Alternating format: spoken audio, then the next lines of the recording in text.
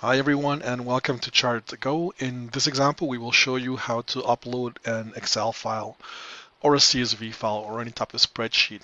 So instead of entering the data manually, you'll be able to use your data in your file and just upload it and it will be automatically inserted into the data fields.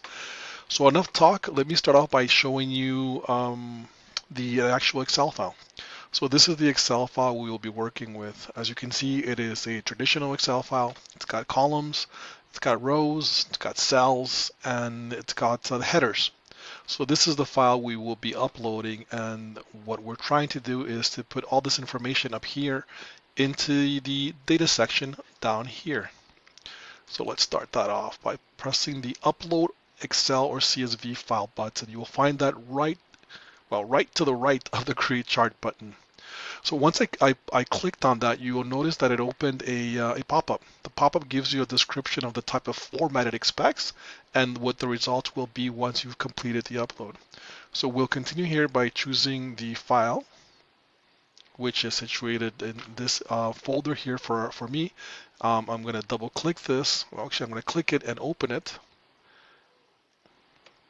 And once that's done, you press upload.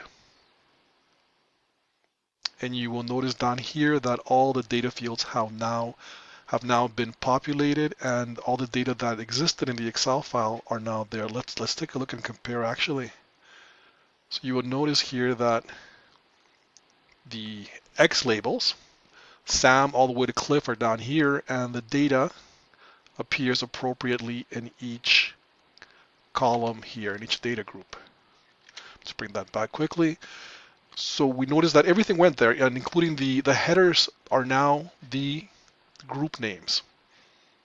So now I'm going to close this. I'm happy with it. I'm going to make sure that it populated properly. As you can see, the preview shows all the data that was entered. I'm going to give it a title. Press preview again. It looks good. I'm going to create the chart. Let me look what this looks like with a line chart. I think this is more descriptive. This makes more sense with a bar chart. Let me try the area chart. Yeah, this is a bar chart. So I'm going to press create chart. And there is our chart. No data was entered. You just use your existing spreadsheet and it got populated automatically. There are formats that you need to follow, a certain layout, but it's pretty straightforward. Hopefully it's easy to use. So that's it for this video. I hope you enjoyed it and we will be seeing you in the next video.